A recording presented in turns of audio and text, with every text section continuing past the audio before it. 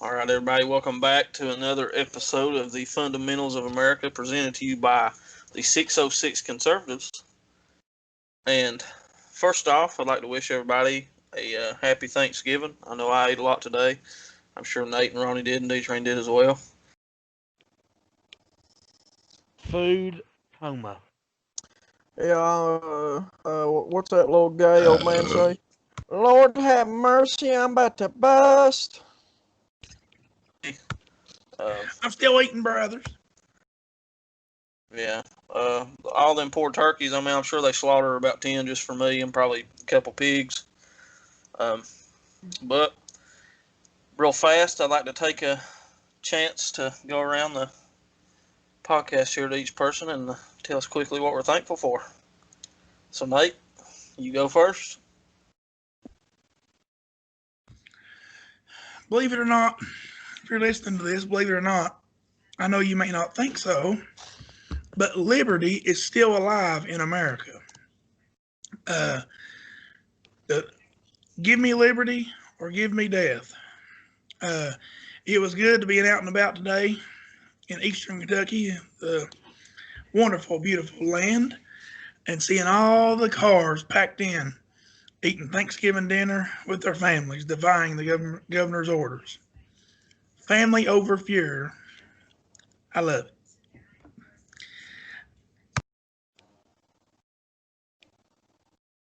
Well, I'm thankful for, of course, my family. Thankful for my faith in Jesus Christ. Thankful for all my friends out there, and thankful for the opportunity to get a coach high school football at Shelby Valley. Be maybe hopefully a light to a bunch of young men. Um, yeah, I've seen a lot of homes packed today, enjoying Thanksgiving with their family, unlike what the governor said, which was a pretty good thing to see. Uh, I'm thankful for that God blessed me and my family and my friends to see another Thanksgiving. Uh, I'm thankful that through the midst of all this crazy 2020 nonsense and garbage that's been going on politically and the pandemic and just all that, I'm glad that me and my family was able to get together and put everything aside and focus on us and gather in to eat and with my loved ones. And I'm very thankful that God blessed me to be born in this great nation. No matter what political party holds offices, we're still 10 times better. We're the best deal out there. Uh, go USA. That's all I really have to say if I had to sum it up.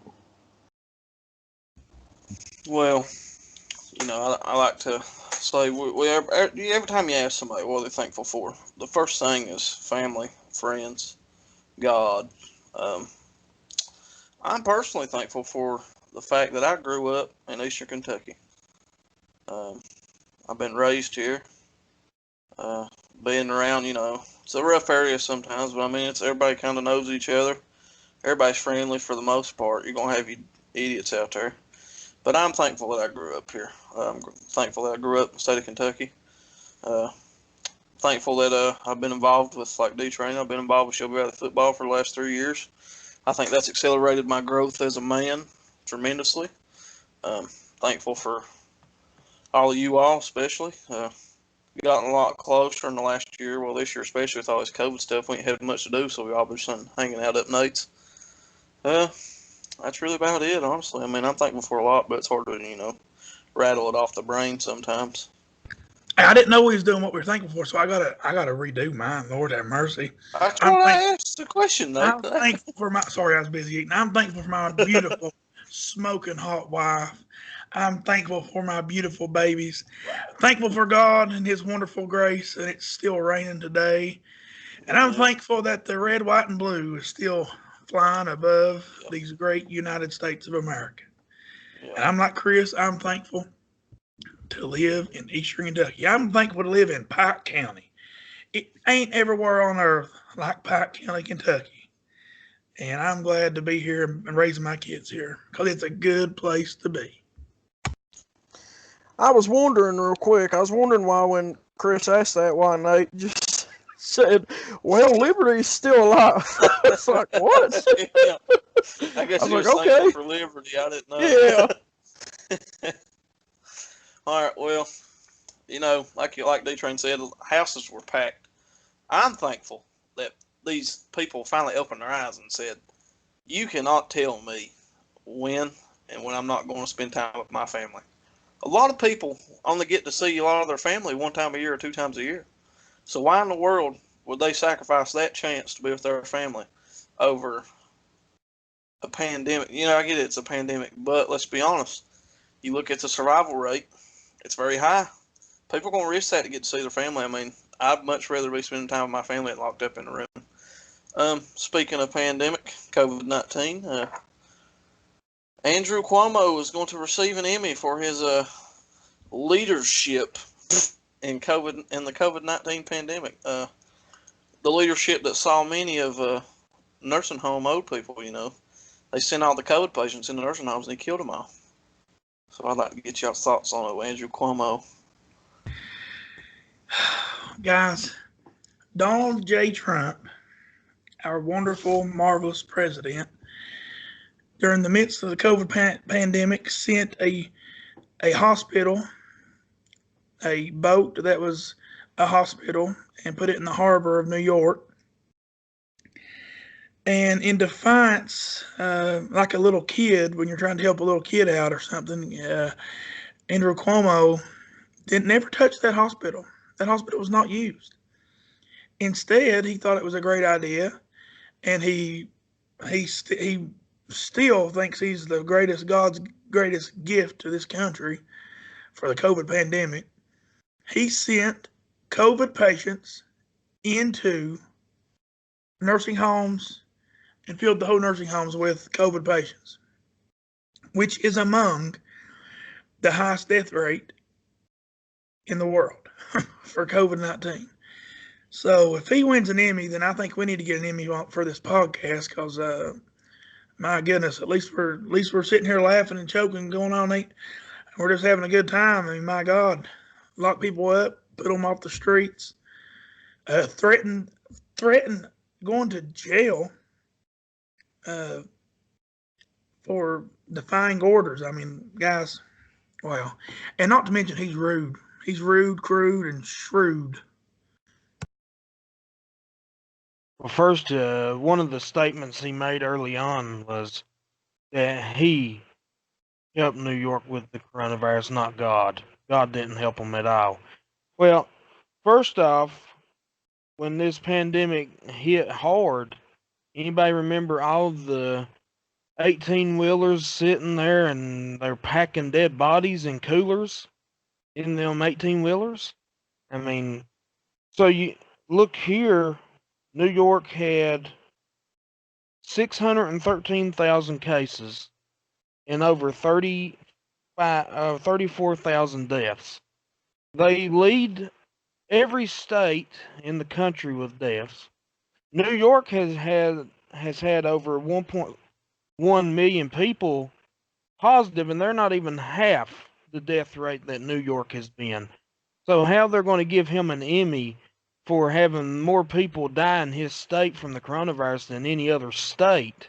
And you can combine a lot of states and not even get close to reaching New York's death rate. Then there's something wrong. So you're telling me all them deaths come from New York City? That is false. And now New York City is a complete ghost town, and I don't know if a lot of things will recover in New York City.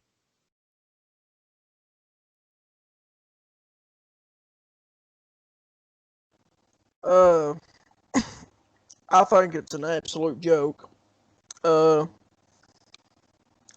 like D Train said, first of all, he said that God had nothing to do with recovering from the COVID pandemic. You can YouTube it, Google it. It's worth a Google, whatever you want to do. He said that it was him, as if he held all power. And I've got some numbers pulled up here, if I can find them. I was going to read to you. It says 18 million. Yes, 18 million have been tested for coronavirus in New York State, and 7 million, rounded up to 8 million, of the tests have been conducted in New York City. So that's how many cases just alone in New York have tested positive. So, so you're telling me that this man deserves an Emmy? It's just ridiculous. And the deaths in New York, are, as of right now, 24,241, and the cases right now in New York are 307,000. So, you're telling me that this man has just handled this so greatly and just has been so good and gracious with the coronavirus? No, he hasn't. 602,000 people of the 18 million tests have tested positive for the coronavirus in New York. That's 602,000. So I fudged up earlier and said 18 million had tested positive. I meant that was all that had been tested there, and 600,000 had tested positive there. And like Nate said, and D-Train, you remember when it first started, and he's still doing it. Jam-packing nursing homes. These are the most bad off people around. If you get put in a nursing home, let's just admit your health is basically fully deteriorated, and he's packing people in there full of COVID and killing off all kinds of elderly people, and not even using, just out of spite, not even using the hospital and medical resources that Donald Trump has sent New York. So, but yeah, let's give him an Emmy. He's done so great with this. He's handled it so well. Well, see, that's the thing is, people were praising him for some reason. I don't understand why. If you look, New York was the epicenter when it first came to the United States. They were loaded with that stuff. He sent people into nursing homes, like y'all said, killed off everybody, and everybody was dying. They loaded them out in 18-wheelers. They ran out of room in morgues. They didn't have nowhere to put them. They was just on the side of the street. People didn't even know where their loved ones were because they were dying so fast. And, they want to talk about how he handled that wave and got it back down. He handled the wave simply for the fact they all died. They got herd immunity pretty quick there. It's came back again. The people who didn't get it are now getting it. But, when you have New York City getting that hit that hard, that's going to happen. You're going to get herd immunity there, and you're not going to have a lot of cases for a while. I mean, New York, the state New York's going to get, more cases as it goes on, of course. But giving Cuomo a daggone Emmy for what he did in New York is a joke. He sit there, and like Nate said, he wanted to be a big baby in spite of Donald Trump. They want to say Trump handled this pandemic poorly. I don't think he did, honestly. No one wants to give him credit for what he did. No one used. I mean, he sent them all PPE. He sent them all ventilators. He signed in a bunch of orders and stuff and used his presidential powers to make stuff quicker. And all the Democrats didn't want to use them, but they admitted to it that Trump sent them stuff. But now they say that, it never happened. Trump never gave them what they needed. That's a lie. Trump did. They just don't want to give him credit for it. And also, YouTube. Quit killing our views when we talk about COVID. We're not spreading fake news here. This stuff's true. Killing me out, YouTube. Lord of mercy. I mean, daggone, if you talk about COVID and have a different viewpoint, they shut you down and destroy your views. And other news of Cuomo here. He put out a bunch of restrictions on church gatherings. And quickly, the Supreme Court shot him down with a 5-4 ruling that he could not do that. So, I'm glad to tell you, shot that down pretty fast because, let's be honest, that's a very easy to notice violation of the separation of church and state. Anybody got any thoughts on that?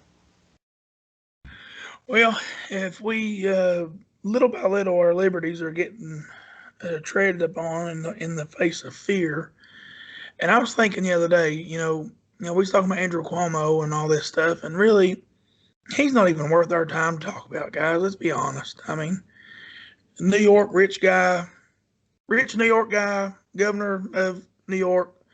He'll never affect us, and New Yorkers put him in, so it's their problem. And like our problem is Andy Bashir. But anyway, I was thinking, so when you go to a big city, everybody, you don't know anybody. I'm talking about if you live there, just think about it for a minute. If you live in a big city, you don't know anybody, You treat everybody as strangers. You're not really nice to anybody particularly, and nobody's really nice to you. You're just looked on as like dehumanized scum, most for the most part. And across the country, these lockdowns and these scare tactics have made every corner of this country the same society as a big city. I went in the other day to pick up a pizza and felt so weird knowing that the woman that came in behind me stood so far away from me like she was scared that I was going to touch her. Uh, that's disgusting, guys. I mean, that's why I'm glad we live where we live. But then again, we're losing Was you that going to because touch her? no, I mean, I wasn't going to breathe on her either. But my goodness, I mean, guys, that's what used to make this place so great. Someone asks you to go a mile with them, you go 3 miles with them. Somebody asks you for your coat, you give them your cloak also. We're in the Bible Belt. We believe in good old fashioned Christian values. And the fear of this virus has taken that away. And that hurts my feelings.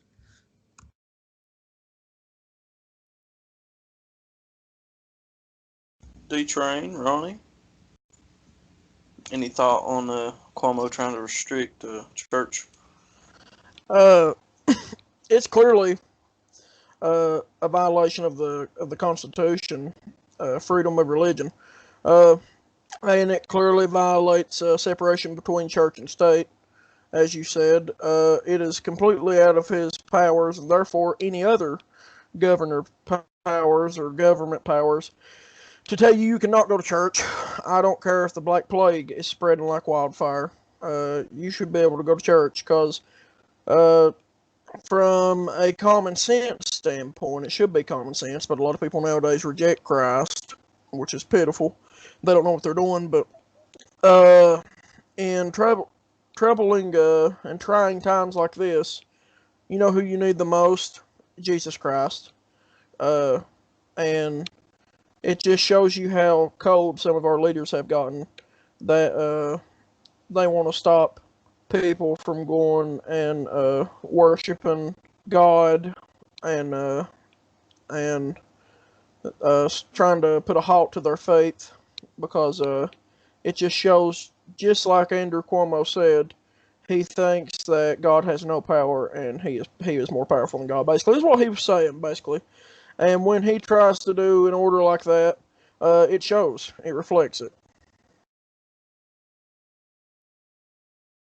Yeah, I mean, that's why we have that in the Constitution, separation of church and state. It's not up to the governor if I go to church and worship Jesus Christ or not. They are trying to dictate our lives. They are trying to tell us who to worship and who to not, who to believe in, who to not. They expect us to have faith in them. I have zero faith in our government and in our governors. Zero faith. They've tried to restrict our lives, and again, talking about him in New York doing that, and our governor here in Kentucky has also tried to make church virtual only. You know, some people like virtual only church, but I like going and being in church with my brothers and sisters because we have faith in Jesus Christ. Well, I'm not scared of a coronavirus taking me out. If it's my time, the Lord's going to take me out no matter what. And that's how I believe. And I think that the government needs to stay out of church. If the people want to go to church, go. If they're too scared to go because they might catch coronavirus, stay at the house. Yep, I agree. But we're going to jump out of COVID real fast before Andy comes and beats my door down, takes me and puts me in jail for having Thanksgiving with my family. Uh, but we had some, you know, Nate was a staunch believer that Trump was going to stick in the White House and he wasn't going to allow any transitions for Biden. Wasn't going to let Biden do anything. He was going to fight this to the death. He still got his legal challenges out there. But Trump gave the GSA the go-ahead to transition to Joe Biden. Well, let's be honest, Joe Biden's just a puppet there. It's actually going to be Kamala Harris's presidency. So I'd like to get your thoughts on that. I'm not fully sure if it was President Trump the one giving the okay. I believe it was No, his team. it's the only person that can give that go ahead is President Trump. Because there was a message today from President Trump saying he will never concede this race. Well, here's the thing, guys. He has to, even if it was President Trump, he has to make some effort to show that unity, or the country will completely divide right down the middle. See, real fast. Go on. That chairman or the person that is head of the GSA can only go forward with any transition if the president in charge at the time, like the president in office, gives her the go-ahead to do it. And Trump gave her the go-ahead. So, I mean, it was Trump. That's like her legal duty. So people are going after her and giving her death threats, this and that, saying that she wasn't doing it. That's her legal, like, obligation. She has to wait on the president to give her the go-ahead to do that. So it was Trump who gave her the go-ahead. He's not conceded, and he's still got his legal challenges. But he's going ahead and letting the Biden team start the transition. Go ahead, Nate. Yeah, I mean, he eventually, I mean, we're up in almost in December now. I mean, yes, I'm still a believer that Trump shouldn't leave the White House. And I'm not saying that in a way, I don't want him. If I knew that he absolutely lost his election, I would be different on this. But there's a lot of fishy things going on. But he had to make that statement in a way and give them the go ahead, because the country's already divided. And if we divide it even stronger than it is now, it's unlikely it'll ever come back together. I mean, my goodness, people literally hate each other right now just because of their political beliefs. But another thing I was thinking about there is the fact that, I mean, Trump has been screaming all this fraud, and Rudy Giuliani's being fraud, Sidney Powell screaming fraud. Well, it is time, and yes, I'm a big supporter of Donald J. Trump.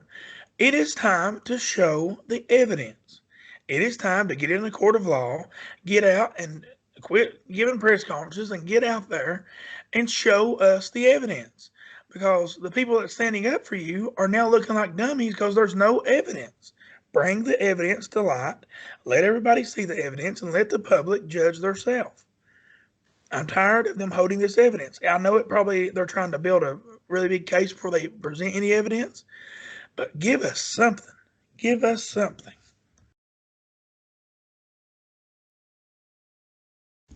Ronnie, would you like to talk?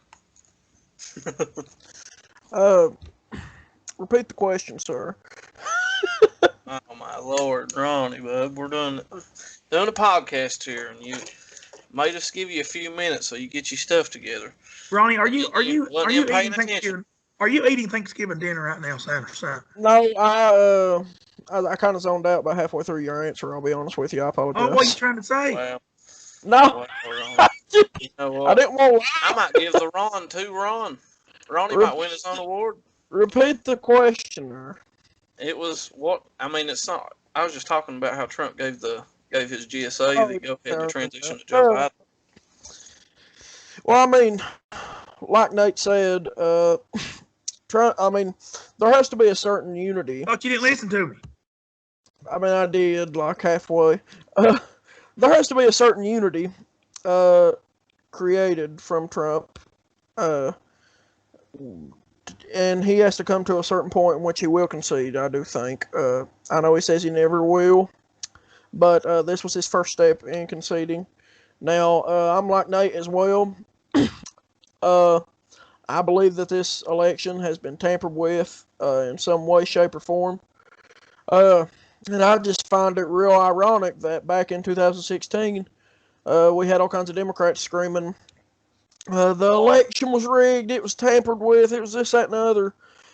And now that it actually is, and it has much stronger evidence now than it ever did in 2016. Are they screaming that? No. And the Republican base is constantly silenced by the media and by liberals and Democrats and some left-leaning independents. They're constantly trying to silence Republicans, and that's why you really only ever know a Republican's true opinion anymore during an election, because they all show up and vote, because you never hear them through the media and things. But Trump is basically taking this first step in conceding the election, even though he's going to stand strong. And I am 110% with Nate that, yes, I love that Trump says fraud, fraud, fraud, and Rudy Giuliani. I struggle with his lawyer's name there. But I'm glad that they're hyping it up and everything. But I mean, it's time to show evidence, because you are making your supporters, you're making Republicans and Trump supporters look like idiots, because it just looks like the boy who cried wolf. It just looks like we're out here being babies. Honestly, is what it looks like. And I love Trump to death, and I support him 110%. But it's time to show a little bit of evidence. I'm going to say this real fast, Chris, and you can tell me if I'm wrong.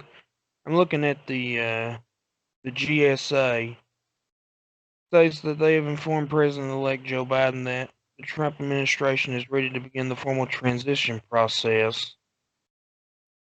This letter is the first step the administration has taken to acknowledge President Trump's defeat more than 2 weeks ago.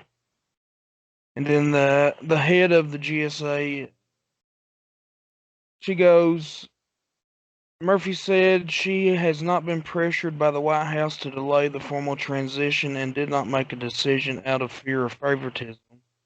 Please know that I came to my decision independently based on the law and available facts. I was never directly or indirectly pressured by any executive official. So is that saying the Trump administration never told her to go ahead with the transition? Sounds like an She independent has to wait decision. on. Oh, it's not It's what it independent. sounded like to me too. It's not. It's not independent though. They have to wait on Trump's go ahead and the Trump administration's go ahead, because that is Trump's GSA. That is Trump's. She's not there after that. Like, that's his GSA.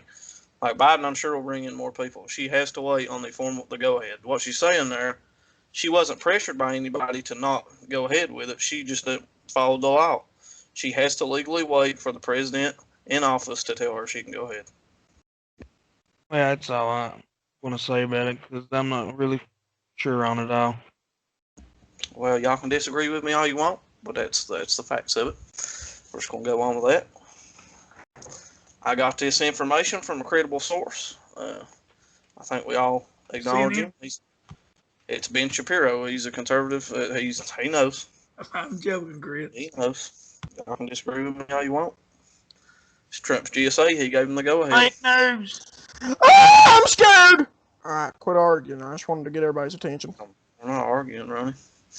But all right. Anyway, we're gonna move on. I'm right. Y'all are wrong. We'll just move on. Trump pardoned Michael Flynn, the target of Obamagate, the unmasking that Joe Biden and Obama did. I mean, and now they're talking about how Trump showed that, I don't know what they said, Nancy Pelosi's dinosaur hind end said something about how that showed how Trump was. But, I mean, let's be honest, Michael Flynn did nothing wrong there. She said that which I don't know. I'll be honest with you. I'm not going to speak on this topic because I don't know hardly much about the Michael Flynn situation. But Nancy Pelosi said that Michael Flynn testified guilty twice in court and said that Trump pardoning him is an abuse of power. So I don't know much about the Michael Flynn situation, but I do know that that is what she tweeted out earlier or said to the media. Guys, I mean, the fact that your hatred for this country goes so deep that you have to run a general's, if I'm not mistaken, a 3-star general's name in the dirt just to try to hurt the candidate is ridiculous. They come up with fake prepared documents. They tried to nail him on stupid stuff. They brought him in court and they asked him something that he couldn't answer. If I'm not mistaken, they asked him a few questions that they knew he lied. He told a little white lie. but in no way, they tried to frame him as a Russian spy, a Russian asset. In no way, shape, or form was he a Russian asset, and they was going to try to absolutely nail him to the wall. And all this other stuff come out and showed that he was actually innocent. And I think Donald Trump, I think he needed to pardon him. And here's one aspect I don't think you guys maybe will hit on this, and y'all, I'll let D-Trans maybe. When a president starts pardoning people like this, that shows that maybe his mind's changing a little bit about the election. So I'll go. I'll let somebody else pick up that. Well, I mean, he's taking a page out of Obama's book. Obama had like over 1,300 different pardons. So I mean, and Trump, I mean, he No, pardons I'm not. one I'm A not lot of saying guy. it's presidents will bad. do that. I'm not saying it's bad, but usually, what I'm No, saying is usually they start doing that at the end of their term. That might be showing that he's maybe having a change of mind on the election. I don't know. I wasn't disagreeing with you there. I don't know why everybody's so hostile, boys. I'm just trying to state fact here. Obama, this is a fact. Obama pardoned more people than anybody in the history of the United States. But go ahead, D-Train. Yeah, I think the Michael Flynn thing was a hoax. Uh, I mean, you had the Obama administration, which they call the Obama Gate, spying in on the Trump campaign. Anybody spying in? So, is the new office of president elect, is that a new thing? Because they said it's been around for years. I've never seen it.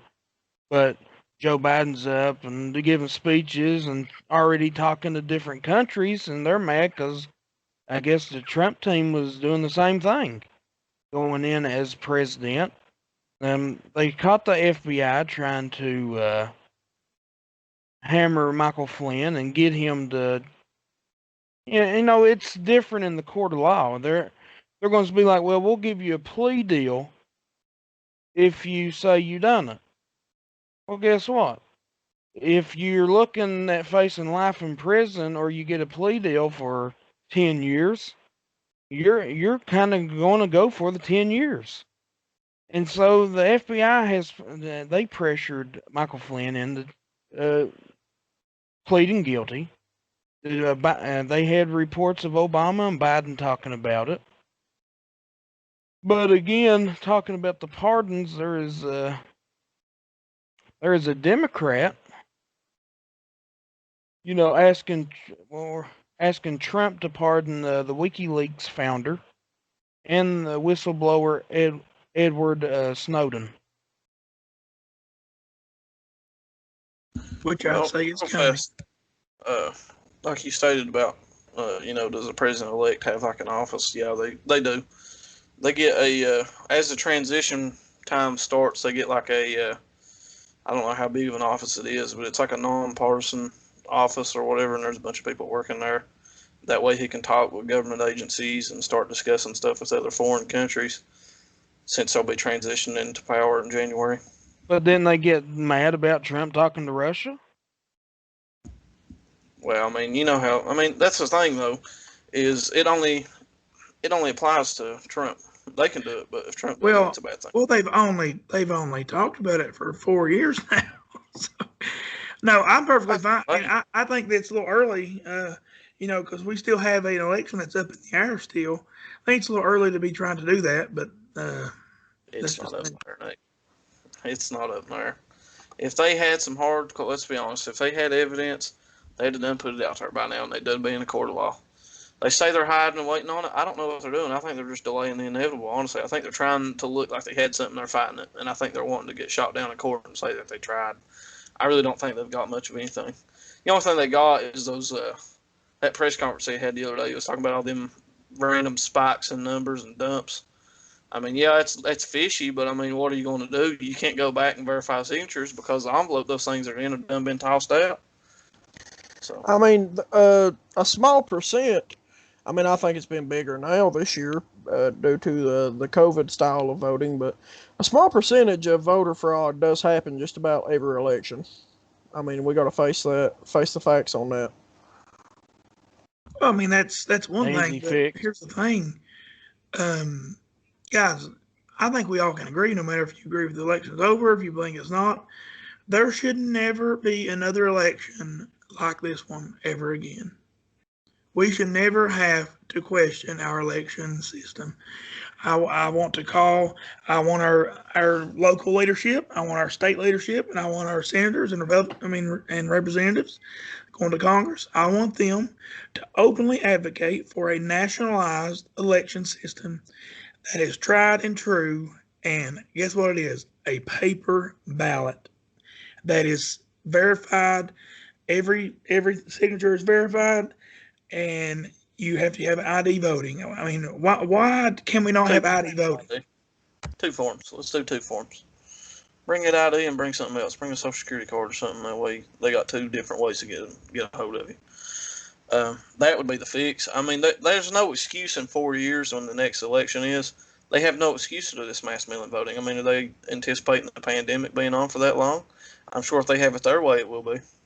What the Democrats are wanting to do, babe, if they control the Senate too, Lord help us, because I guarantee they're going to fight to get back to popular vote. Then you got New York and California going to pick the president every year, every 4 years. And it will also go their way since they're going to pack the court if they get the Senate as well. Well, I don't think you can. You can't really pack the court, can you? I think the Supreme Court has to approve all new like amendments to the Constitution, don't they? I mean, correct me if I'm wrong. I think any big drastic change to the Constitution, the court has to like vote on it, don't they? Yeah, they do, but if Joe Biden comes in and the Senate approves packing of putting more justices on the Supreme Court, then they're going to have the vote anyways. Well, like so. I mean, wouldn't the Supreme Court have to be on board with that though? Like, I would think they wouldn't just like let that go. I don't think they have control over who's on the Supreme Court. I believe that's all the Senate's control. Tell me if I'm wrong, Nathan. I'm not 100% on that. Say it one more time and try to cut out a little bit.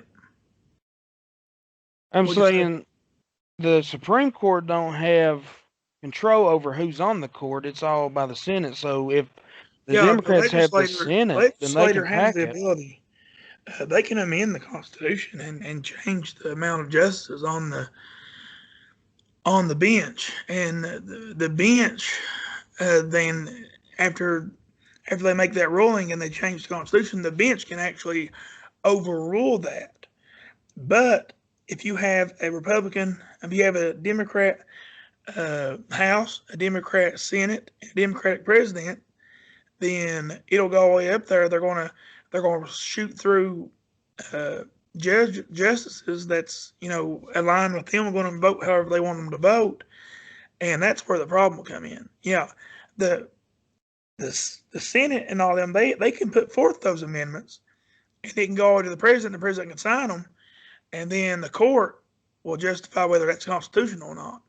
Now, if the court has been rigged in such a way that they pack it so there'll be no 5-4 or 4-5 votes, and there'll be more like a 8 to however many votes. You're just treading on thin water. Then every year you're having a new president, put in more Supreme Court justices, and it just becomes a mess. I mean, if it ain't broke, don't fix it. This has actually happened before. So again, like I stated before, the Democrats of today are choosing they're basing their policies off three presidents, like I said before: FDR, Clinton, Obama. That's the three they base their platform off of. FDR actually tried to expand the Supreme Court back in the 30s to 15 because he wanted to add a new judge for every judge that reached the age of 70, which would have pushed it to 15. And at the time, even the Democrat leader of Congress fought against it. The Democratic leader of the Senate fought against it, and the Chief Justice came out and said, "We're not overworked, thank you," and that was it. And they stopped it. And they ain't tried doing it again since. But I mean, if they get the Senate, which is why we'll get into this topic in a minute. Actually, right now is the perfect time. I'm gonna go ahead and just skip a bunch of stuff and drop to this, and we'll hit that other stuff. Speaking of Senate, why in the world are Republicans threatening to boycott the Senate elections down in Georgia? That might be the dumbest thing I've ever heard in my life. Why would you do that? You You're have any handing the quotes? election You to have any quotes Democrats. or anything? I've not seen anything about that today. I've seen it. It's everywhere. There's Republicans down there threatening to boycott the Georgia Senate elections. Why? I don't understand that. If they're going to have mail-in I mean, voting again, then I kind of understand a little bit. But all I can say is, it don't matter if they're going to if they have can mail-in vote 10 voting down times, there. let's vote 10 times ourselves. Well, but why would you do that? You're handing that to Democrats, which then puts you at a 50-50 split, and 51 goes to Kamala Harris. So then Democrats have control over every bit of it. And I mean, what's dumb is the fact that the Republican guys were up down there, and they would have held their majority. But, because they're Georgia state laws, if it's under so much, if it's under 1%, you got to have a runoff. So, I mean, now what's going to happen, they're going to have 2 months to sit there and figure out a way to rig this, and Democrats are going to end up getting Georgia. And I don't know how Georgia went blue in the presidential election. I'll never understand that. Yeah, that makes me sick that they voted blue in the presidential election. I don't claim Georgia anymore as a member of the South. I take back everything I said about wanting to move to Georgia. If they're going to be blue, I'm never moving there. Mail-in voting. Right. Well, So, President Trump it's needs to kinda hard to come beat out somebody and tell whenever- them to get out there and vote. well, Yeah, he said Trump said that he was going to go to Georgia. Like Pence has been down there, and Trump said he's going to go down to Georgia, and I guess hold a rally for those guys. I'm not sure. Yeah, I mean, guys, it's kind of hard to fight against people that are getting one person's voting 10 times. It's kind of hard to beat that. All right, but so moving on, like we was talking about, transition to Biden speaking as cabinet members, and he's bringing a bunch of longtime swamp members with him. So, Ronnie, since you unmuted, you want to go ahead? Well, no, it might be my swamp donkey. Well, I know for sure that he's bringing Bernie Sanders with him, and that itself makes me sick. And he's bringing, I Now, believe he's our little given- picture. Hold up now. They're saying that Biden's giving the coach shoulder to Elizabeth Warren and Bernie Sanders now.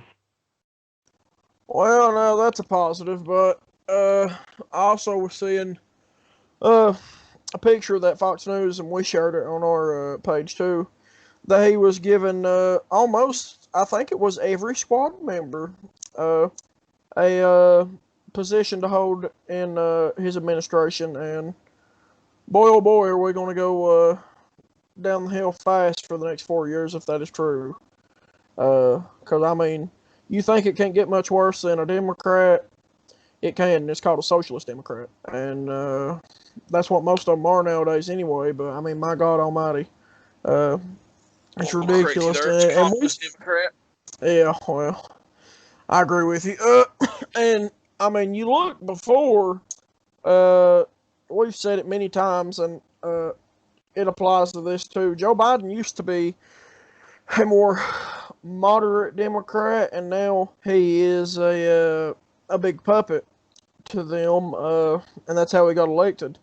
A big part of it was because the Democratic Party knows that he will go with their crazy far left socialist agendas, because he spoke all that, and that's what got him elected.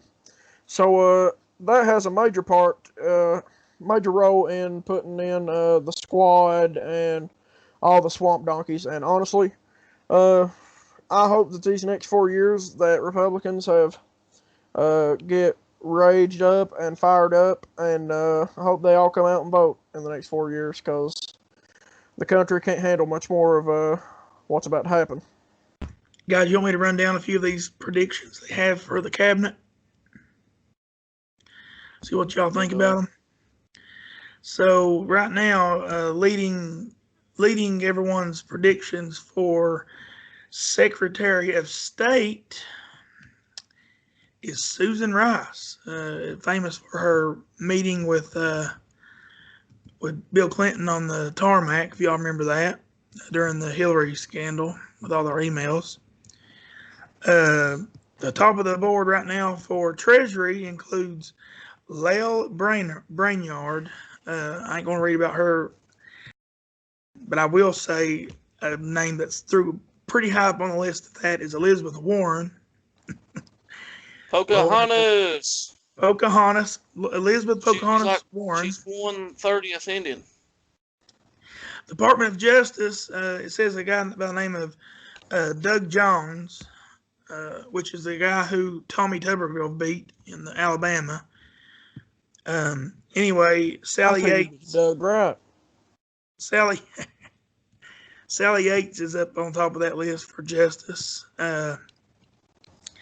Department of Homeland Security. It's a guy by the name of Alejandro Mayorkas. Huh. Yeah, I will have to read on the more. He's big about his big thing that he stands for is DACA. He believes in, yeah. I ain't gonna get into that anymore. I'll go on down the list here. Health and Human Services. Michelle Grisham, Governor of New Mexico. Oh my goodness, the one I've now seen. Do y'all know who the Los Angeles mayor is? Eric Garcetti, who said if he was instructing them to, if he's seen a big gathering for Thanksgiving, that he would turn off the power and water to that home. He's been threatening to do that since the summer. Yeah, he is rumored to be the transportation director, transportation cabinet member. Oh my goodness, boys. What in the world's going on in this world? I'm going to go on down. Department of Energy has got, looks like George Bush, Ernest Moniz. Me going down here. Oh my goodness. Department of Interior, Tom Udall. Let me keep on going here. Hold on a minute. Have you guys seen the list that shows parts of the squad on the list? The Department of Labor, Secretary of Labor is Bernie Sanders. Labor. Oh, Bernie he was Sanders ain't worked a day in his life. Defense. No. In that picture you're talking about, Ronnie, the Secretary of Defense would be Ilhan Omar, the hater of Jews. My God. She's openly Yeah. anti-Semitic, and they refuse to condemn her for that because she's a woman. I mean, Department Yeah, of guess what? You can read her name and tell she's going to be so strong on the Islamic State. Pathetic. Veterans Affairs, Pete Buttigieg. Oh, I'm gay. Vote for me. Uh, that was guys, his that's just a little glimpse, sir. That's Oh, like wait, me hold up, standing hold up up. when I'm You're 35 and missing saying, a I'm name here. fat. You're Vote missing for me. a name. Nate. You're missing a name. I just jumped through them, Chris. I didn't really. No. You'll like this. You're missing John Kasich, Ronnie's guy. Thought he was going to be on Joe Biden's cabinet. He's a Democrat anyway. He's not in here, so I didn't see it on this list. I'm just joking with you, but I mean, it wouldn't surprise me if John Kasich gets put on the daggone cabinet list. considering how liberal AOC's he on is. that list, ain't she? No, No. she's coming out bashing Joe Biden. I don't think none of the Here's squad the thing. members are going to get on this cabinet, and he's going to be very limited on picking senators and House members because they lose them to go to his cabinet. He isn't going to go out from the Into Senate the to the dead. He House. will go out. He will go to a lot of people that ran in the race with him. That's not in the Senate. He don't want to lose anybody in the Senate or representatives. He will get a lot of Obama people. Yes. Like, a lot of people were talking to him this week saying that they was asking him if he was going to be Obama 3.0. You know, it's pretty much going to be having like Barack Obama back in there, just a little bit more progressive. But like we just said, like Nate, or D-Train said, AOC and the squad have come out. Who was it? Is it Bruce Reed? I believe. I think Biden's wanting to take him in there, and they called him a deficit hawk, and they're already fighting against that, and they're making a petition. That just shows you that the squad is in it for nothing but themselves. They could care less about their party. They said that Biden was picking too moderate of Democrats, basically. And that's a good thing for the country, though. Yeah. Well, see, the thing is the squad is not for their party. They're not for the American people at all. They are for themselves. They want to stay in power. That's all they want. That's all they care about. And that right there is case in point. I mean, when you're fighting against a guy who just, I mean, is president-elect in the media's eyes. I mean, electors ain't voted yet. They normally don't do that till the 15th of December. Um, but when you're fighting against somebody already because you don't like his cabinet pick, he's the president-elect. I mean, suck it up and deal with it, Buttercup. I mean, quit being a daggone snowflake over everything. AOC AOC was needs a to go back to bartender. work at Ilhan Omar's a daggone Muslim that hates Jews. I mean, I don't understand. I don't even know the other members of the squad because they're hardly ever in the news. Ilhan Omar and AOC, oh crazy, Cortez. She's always on there spewing some kind of bull crap. I'm gonna try to get her a job at the Bank 253. Maybe she'll leave the squad. They wouldn't have her. No, they would not. She wouldn't last a second down here. Let's see, where are we at here? Oh, and speaking of the squad, um, what's funny is a few years ago when all these female Democrats were getting elected into Congress and the Senate, the news, the media, CNN, MSNBC, ABC News, heck, even Fox News covered it because, I mean, it was kind of a big deal. I mean, a bunch of women got elected into Congress. And now, a vast majority of Republican women were elected. And you know what? Have you heard a word about it on the news? The Nope. only ones that covered it was Fox. Yeah, and you want to know why? They might be False. women, but if you are a Republican woman, you will not be considered a woman in the news. You can do Who's all you want, but they're not who's going to consider who's Fox News, Ronnie? I don't believe they're a news network anymore. I believe it's Newsmax, They and are they early. covered it. you. And what is it, Owen or something like that? News. Or yeah, OM. OANN, One They're, American News Network. they're good in Newsmax. Fox News has become liberal as well. Yeah. Yeah, I do think you'll see old Tucker leaving there shortly, but Tucker gets a Fox big News did audience. cover it though. I love But like, Tucker Carlson. and the Republican women that got elected are making their own like group to combat the squad. I love it. Love it. I mean, it's bound to happen. Which, I mean, daggone, boys. I mean, a bunch of women just got elected, and I mean, that's a big deal, and the news just will not cover this. I mean, it's because she's a Republican. They're Republican. It kills me because if you look at the party's platforms, the people that, everyone talks about, well, Democrats don't anymore. A lot of people used to talk about how America was the greatest country on earth, and it still is. We got all these liberties and freedoms. You can say what you want. I mean, you got to meet those same consequences, but, Democrats that come out and say whatever they want, and if they're met with consequences, they cry and complain about it. But a Republican says something, it's the end of the world. I mean, you can't be living by this double standard, like they do. Right. I mean, it's aggravating me to death. But, I mean, you got a bunch of women now, which is a good thing. I mean, I'm glad that they're in, Congress and whatnot. I mean, it's a big step towards, like Democrats are always saying women, well, the wage gap. I'm sorry, I worked at Food City. I got paid the same as every other female cashier there. I got $8.50 an hour. They wasn't making $8.15, and I was making $8.50. We both made $8.50. I mean, we was making $8.50 an hour. The wage gap is the biggest joke around now. Yes, there used to be a big wage gap, but I mean, my God, it's not the friggin' 60s and 70s and 80s anymore. This is 2020. The wage gap is not real. Here's the thing about the wage gap that everybody likes to complain about. When you look at a wage gap, there's a lot of things that go into that. A lot of the way they cover it, this guy's a male, he makes more, and this is a female, she makes less. Have they ever considered maybe that man has prior experience that he deserves a higher pay? And that female's just now getting started? That's normally how it works. You work your way up to getting a better paycheck. I mean, am I wrong there? I think if you want to get paid more, you should work harder for it. And I don't think you should start out like Kamala Harris wants us to, and all of them want us to. All these daggone Food City jobs, McDonald's, fast food workers, they should not be paid $15 an hour. Those jobs are meant for high school and college students looking to make a little bit of extra cash while they're getting through school. That ain't meant to be a job to last you a lifetime. I'm going to tell you, if they raise the minimum wage $15 at McDonald's and Food City, You look at what Walmart has went to with all their self checkouts. It's all going to happen. McDonald's will be able to develop robots to cook their food to save money from giving $15 an hour. Because we're not going to be able to afford burgers Look, if they're making $15 an hour. like that point you just said right there. Look at what Walmart's done. Walmart's company said, we're going to start off, what was it, Ronnie, you worked there for a little bit. They start you at what, $11 an hour? 10, 11, something like that?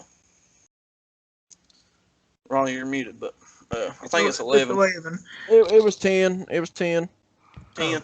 Yeah. Well, and you look what happened. A couple months after that, they realized, oh, shoot, we're going to have to be paying these people a lot more. Let's cut ours. And after they cut ours and they started still reeling in that money from customers, look, what's the first thing they did? That entire store now, maybe, and the one in town down in Pikeville, has maybe like 8 registers that people work at. The rest are self-checkout. That's what the America's going to turn into that Democrats want.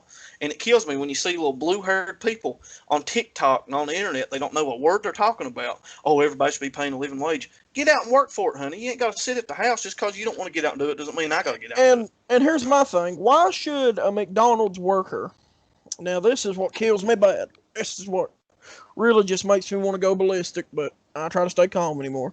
Why should a McDonald's worker, someone who flips a burger all day and fries, why should they be paid $15 an hour, which is I worked construction with my dad and I got paid $10 an hour.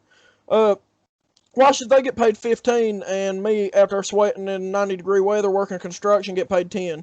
Why should they get paid more than a construction worker? A lot of miners around here starting out, they only get paid like $20 an hour. So why should a McDonald's worker make $15 an hour and a miner making the 20s? I mean, excuse me, people who are actually hard working. Why? The train goes here. I'm going to tell you a little secret, Ronnie, and I'll tell you why. The reason why they want them to make that much money is because they don't really care about the American people. They care more about your vote than they care about you. Yeah, that's pretty much what it is too. They want everybody looking at them good. And me and Ronnie both know by experience. We both worked at McDonald's when I was out of high school, and same for Ronnie. There's no way for $15 an hour sitting back there flipping a burger. And I'm just going to tell you, when you get low staffed at McDonald's, it is extremely hard. And guess what's coming if they go to $15 an hour? They're going to be low staffed. They're not going to be giving jobs to college kids that need an extra buck or two sitting, and so their parents ain't got to feed them money all the time.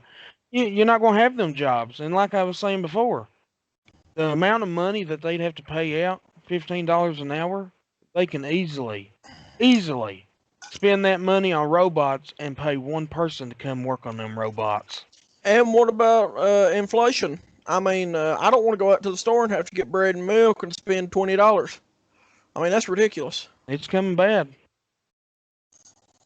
So if they would raise minimum wage to $15, does all these other jobs' wages raise? I guarantee they don't.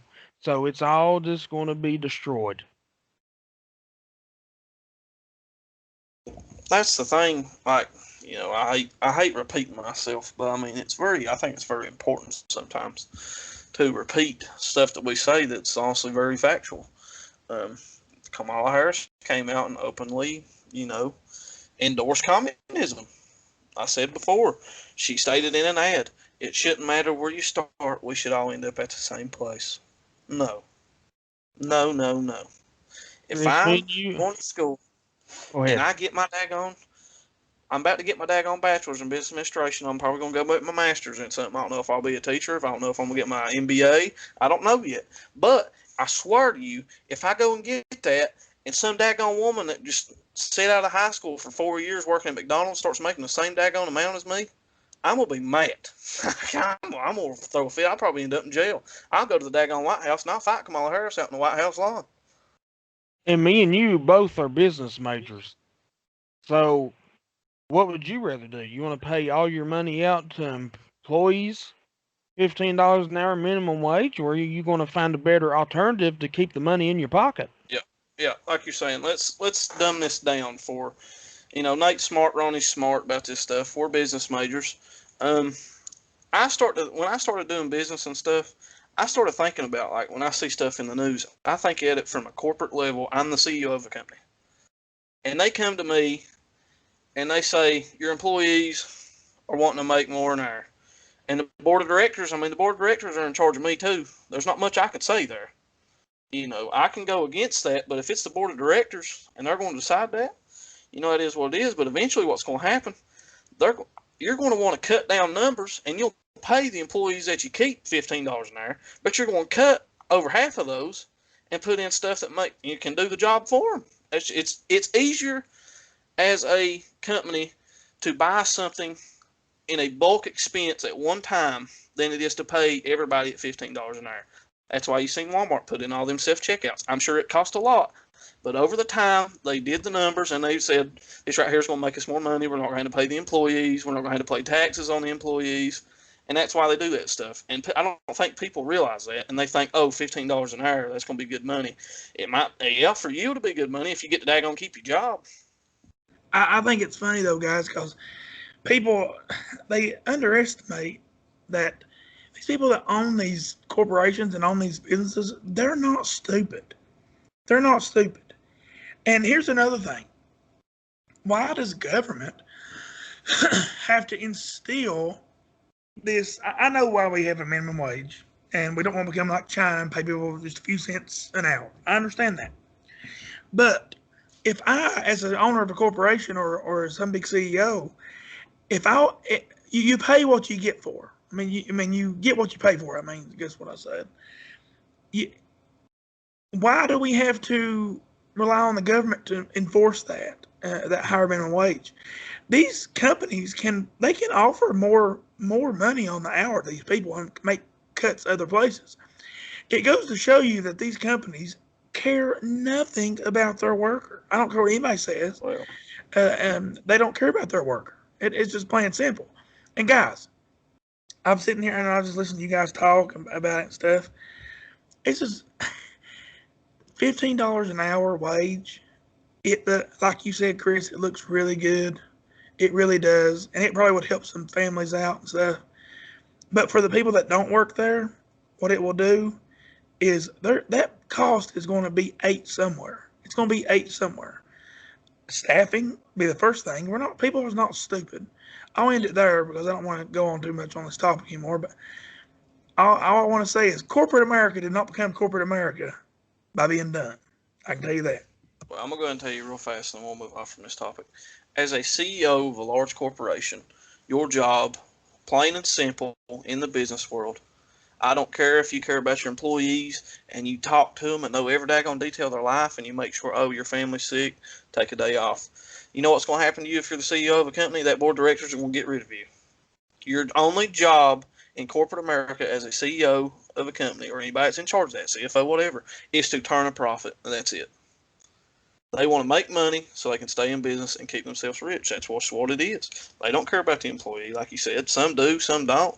But you're going to make up that cost of paying $15 an hour somewhere else, whether that's increasing your product price, increasing your, whatever else, you're going to increase something somewhere, and it's going to hurt you. But real fast, I'd like to get into our segment we introduced last week. Everybody has their, if you've been doing your,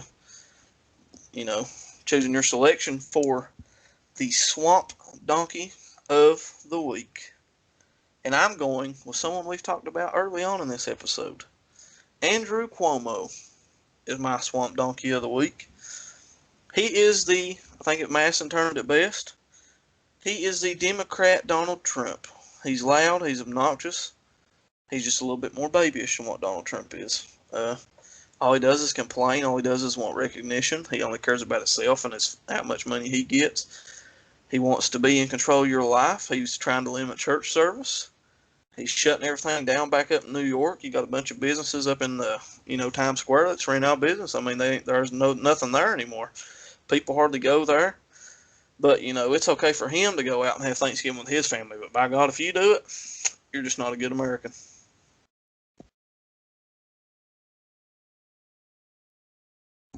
Okay, since someone else wants to go into the Swamp Donkey, I'm going to pick one of you. Ronnie, do your Swamp Donkey. We're looking. I'm researching right now. I will Can go I go for ahead? this. You want to go, D-Train? I'll go. I've got one. So, guys, I'm really, really big right now on. It makes me sick that people are using this virus to take our liberties away. It is absolutely just killing me. So, my Swamp Donkey of the Week, my nomination, is going to be none other than Mayor Garcetti of Los Angeles. Um, for Thanksgiving this week, he has proposed and announced a fine for any travelers who fail to acknowledge the state advisory about COVID and me anyway. He's the same one that said he would cut off water and power to your personal home that you pay for if you defied if you do not listen to their advice on COVID-19 about gathering. Guys, that should scare the absolute bejesus out of you. That's crazy. Anyway, that's mine. All right, drum roll. Dun-dun-dun-dun-dun. All right, so my swamp donkey of the week will go to this horrendous human being, Oh my God. John Kerry. He's got a big nose.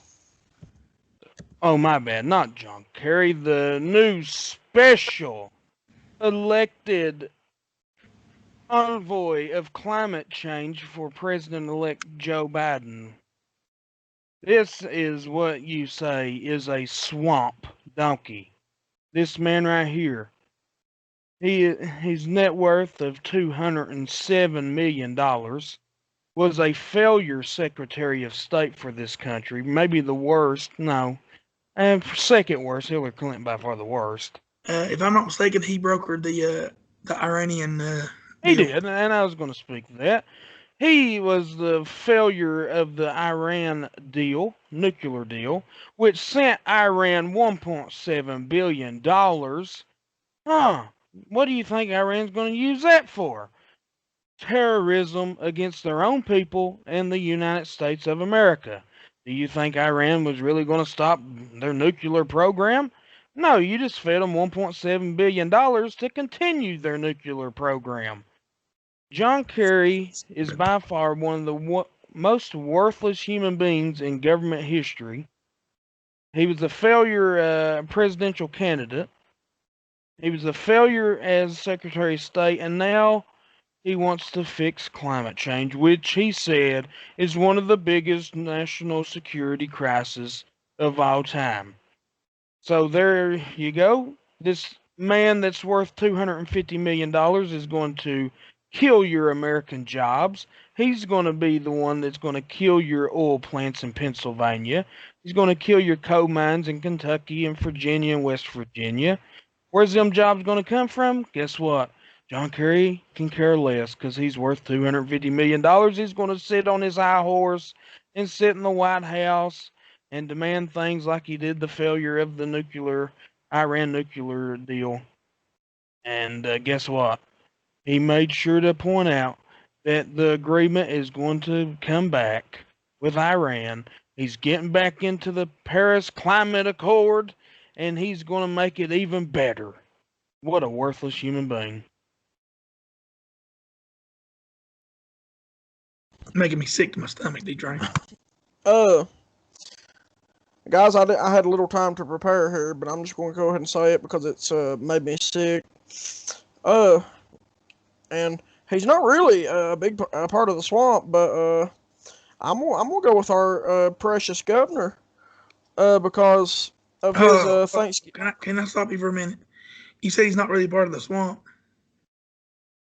Well, okay, I meant he's a small part of the swamp. I meant he's not he's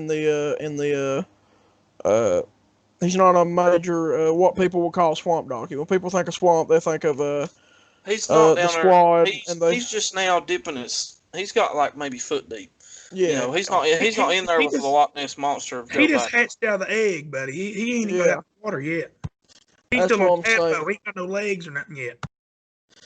But I'm going with him because he's telling people to limit their which Thanksgiving was today, and I'm glad we all had a good one and defied the governor. But he was giving recommendations. He said right here, uh, those large gatherings can be very dangerous. We're seeing COVID-19 spread and the resulting loss happening more at a family and social gatherings than anywhere else. This right now is the most dangerous time we've had with this virus.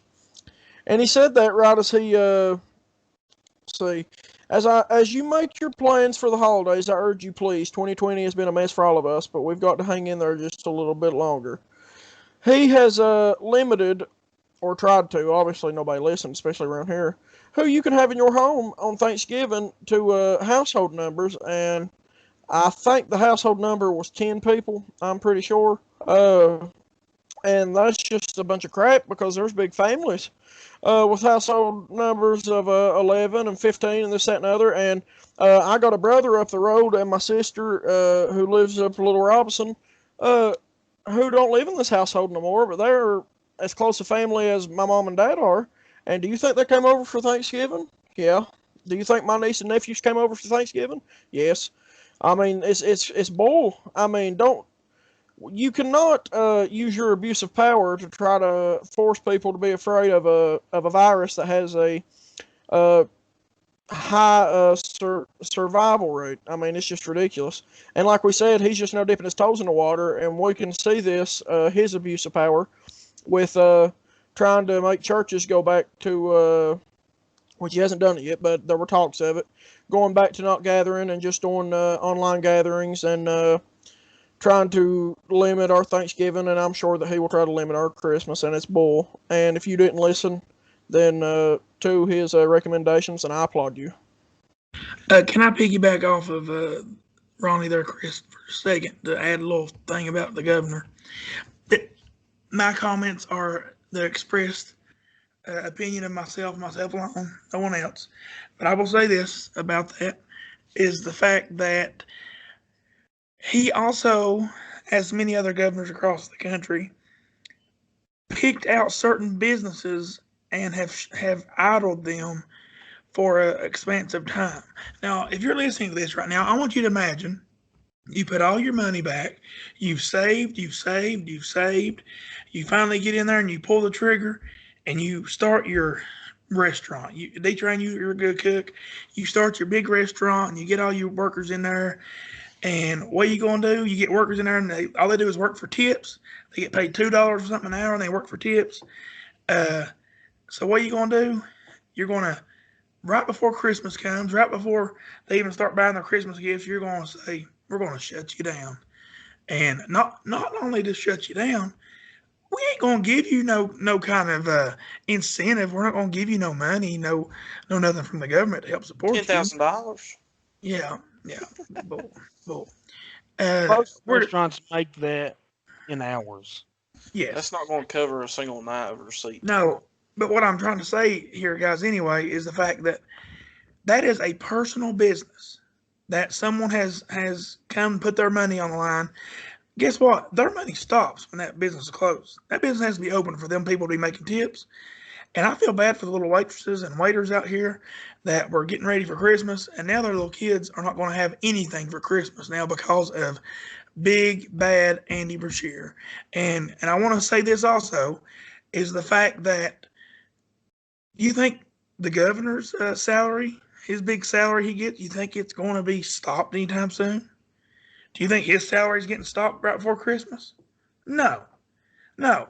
He'll have his merry good old Christmas with his family and have the biggest, best toys and everything else for his children on the face of this earth, while we here in rural Kentucky, that the poor side of Kentucky, will have to be scraping by just to get anything to go into the tree, let alone the stockings and everything else. Don't want to get me started on this. It's ridiculous. So I think Ronnie made a great pick for Swamp Donkey. All right, moving on real fast to another segment we introduced.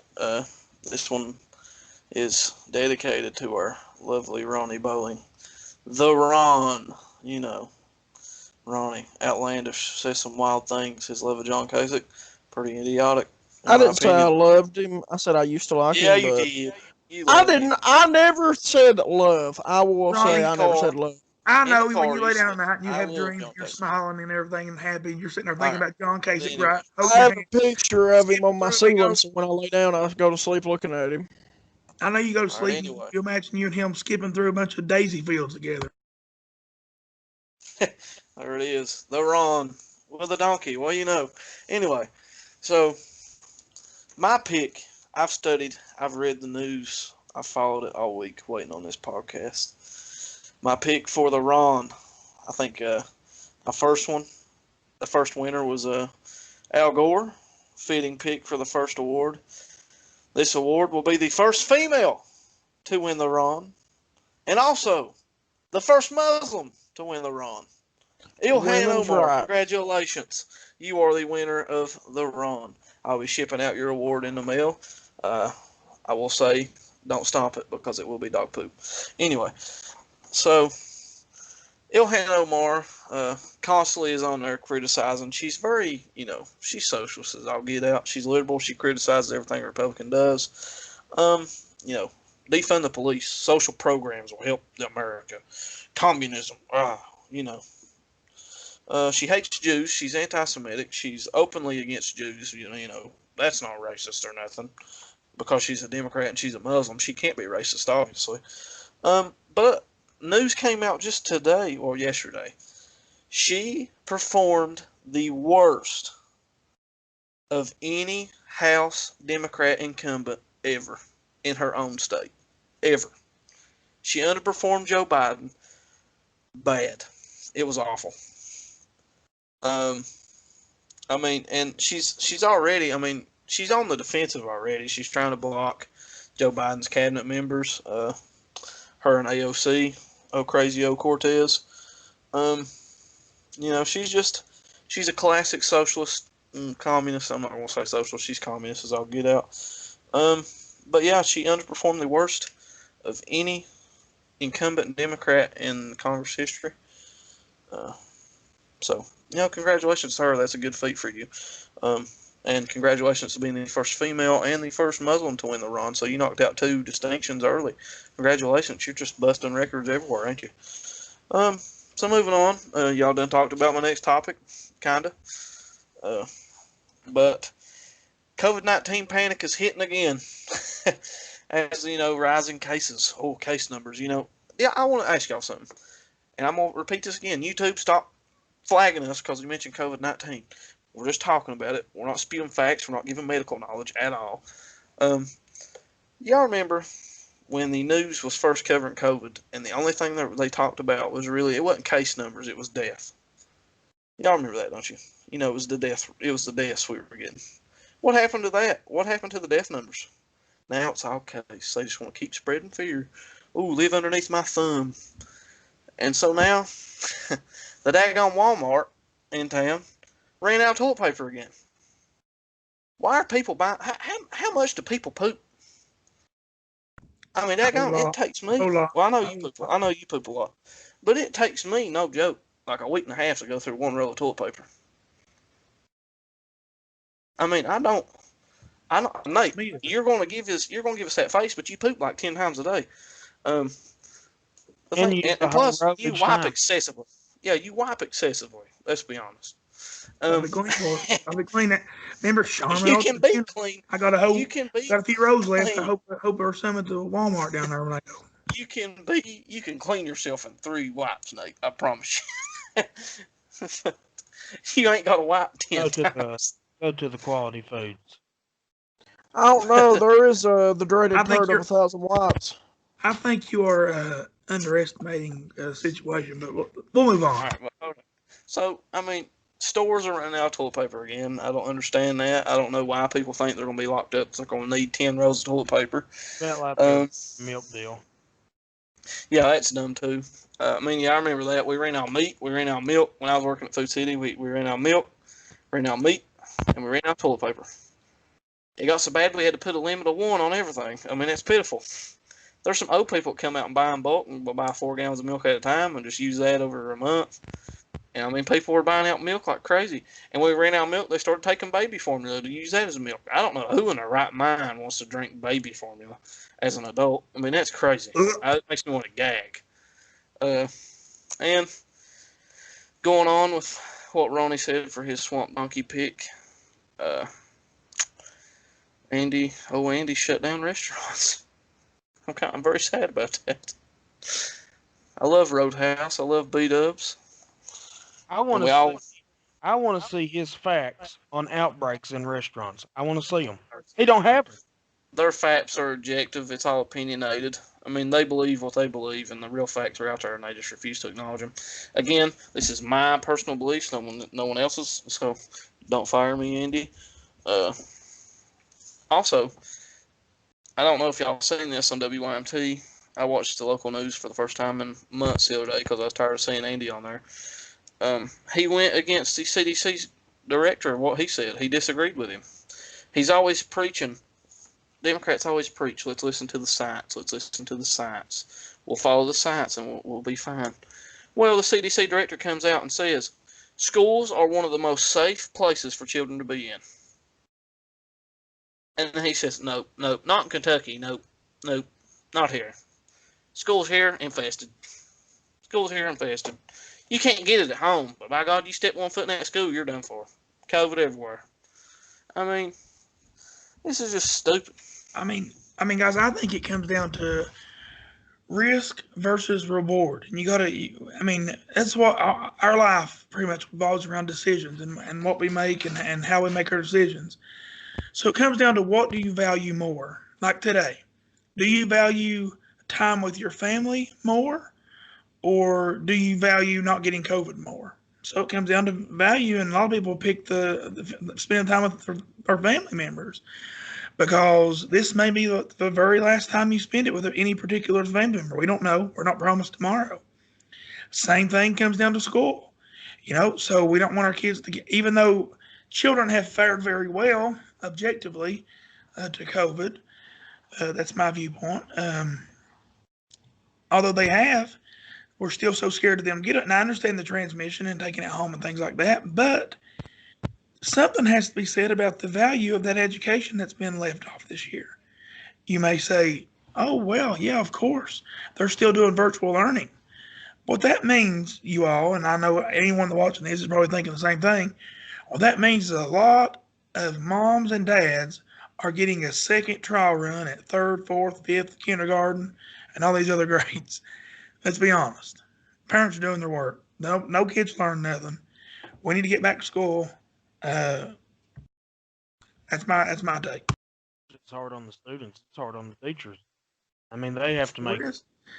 Teachers are having to try to do their job virtually, and they're pretty much getting like a great value education, great value time education, and the teachers don't want that. Teachers want to teach. That's why they want to be professional. They want their kids in their classrooms, and they want to teach hands-on and teach in front of the students, not by a computer screen like we're doing right now on our podcast. Kids don't learn that way. This is our future generations that we are absolutely destroying their education, and it's sad. It's sad. I'm around it, and it's sad what's going on. Kids are not doing well at virtual school. If you don't have a home base to demand you to do things, it's hard for teenage and young kids to sit there on a computer and do schoolwork when there's so many other things they can do, be on a computer, be on a video game, all this. And if you ain't got structure at home, you're going to fail classes. And that's the saddest part about it. Would we have done it? Would we have done it? Would we have been able to get good grades and stay with it? I struggle. We would have struggled now. I'm in college doing this. I mean, you know what we would have done? We'd been on our playing Call of Duty all day long, and maybe going riding on the weekends, and that's been what we've been doing. And this online stuff is not meant for elementary school kids. It's not even meant for. I mean, honestly though, high school kids should probably kind of do this stuff. Honestly, I think they should start doing a kind of mix. When we go back, obviously you need to be there 5 days a week, but I think they should start doing stuff more online and having to because in college, a lot of the classes now are online, and you're going to have to teach yourself. Online college has become the future of the United States. Yeah, and I mean it's hard for me to do this now. Like this week, I tried to get all my stuff done that way I can enjoy the holidays and just have not having to do anything. But I woke up every day and I absolutely dreaded opening up my laptop and having to do daggone managerial finance. That class has about killed me, and it's just so time consuming. It's not even hard.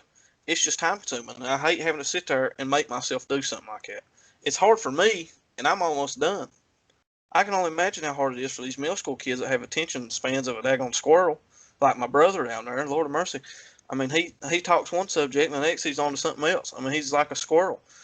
And I mean, I can only imagine what I mean. Parents are doing the work for the kids. The kids ain't gonna learn anything.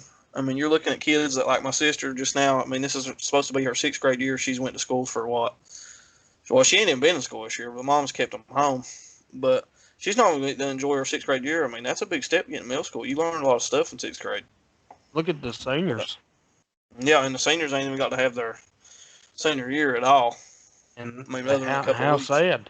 And even if they're there, look at all the things they have to do. They can't sit at lunch Or with their friends. They can't. Yeah. They can't do anything.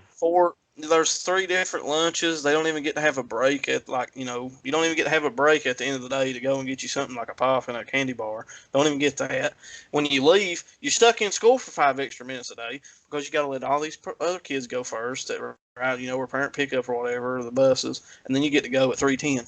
Everybody else gets to leave at 3 and then 3:05. I mean, they're just jumping through hoops, which is really unnecessary. Just wear your mask in there and be done with it. If masks work so well, why do you got to sit there and socially distance all the time? But I think we've covered all the topics I've got wrote down. Is there anything else on y'all's mind, Doll? No. We've covered quite a bit. This week from President Trump cracked me up. He just now posted, I gave a long news conference today after wishing the military a happy Thanksgiving and realized once again that the fake news media coordinated it so that the real message was such a conference never gets out. He had a hard time there. Anyway, he said the primary point made was the 2020 election was rigged, all caps, and I won. He says that Hey, every tweet. at least we have a president that if it's on his mind, he's putting it out to the American people, and I like that. Hate it or love it, I love it. He's don't got no filter at all. Do y'all want to give any closing statements for y'all? I want to thank everybody for listening to us. I know we can get on topic and go this. We'll try to keep making this better, and we're having a blast with it. Guys, if you like it, tell your friends about it, share it. We love talking politics, and we love just debating amongst each other. We look to maybe bring some cool people on here in the next few weeks and ask them some good questions and let them kind of inform us. We just want everybody to keep watching us and hang in there. And we love everybody that watches us. We love you guys, and we're honored that you watch us. Yeah. And whatever you do, please live your life. Don't, live it smartly. Wear your mask and carry plenty of Germ-X. But my God, live your life. See your loved ones. Go see your friends. Don't live in fear of this pandemic. Yes, you can catch it, and I hope and pray you don't. But wear your mask, use Germ-X, wash your hands frequently, and just live your life. Don't live in fear of something that odds are you will survive. It's ridiculous. I have a lot of older loved ones I don't want to give it to, so I'm very limited on visiting them right now, or anything like that. But do not sit in your house and be fearful. That's all I want to say. I just want to say this real fast, because we was talking about it at our Thanksgiving dinner. How sad it is how the nursing homes are being ran. The workers of the nursing homes they can go out, they can do their life, they can go to Walmart, and they can carry the disease in just as easy as these people's families can, and they can't even see their loved ones. And you know what the saddest part is a lot of these folks in the old folks home are wondering where their family is and if they've made them mad, and why they ain't coming to see them, and families bringing Thanksgiving dinners to them, not even able to give it to them. The workers have to take it to them. There's no difference than a worker at a nursing home bringing in COVID than a family. How sad it is. Yeah, once it's already in there, I mean, my goodness. Might as well let the daggone family come in and talk to them. I think it's so sad too. I'm right there with you. So people don't, if you don't understand geriatric care and don't understand the mindset of some of these people when they get older, it's so sad. It's like watching a little kid, like a little lost pup. Yeah, my sister works at the one at Parkview, and she has said a couple times that, and well, so do my cousins. They work there, and a lot of times they've said that a lot of them older people, that their minds deteriorate and they don't understand why their family or friends are not coming by and seeing them, and it's really disappointing and sad. Well, I'm not going to expand much more on COVID because honestly, talking about it just gets me frustrated. It is a sad time, like y'all said, about all this stuff, especially not being able to see your family in nursing homes. But I would like to thank everybody that listens to this. It really, honestly, it really it puts yourself into perspective when you have somebody that you hardly ever, I ain't spoke to them in a while, and they message you out of the blue like, "Hey, I listened to the podcast. I want to come on."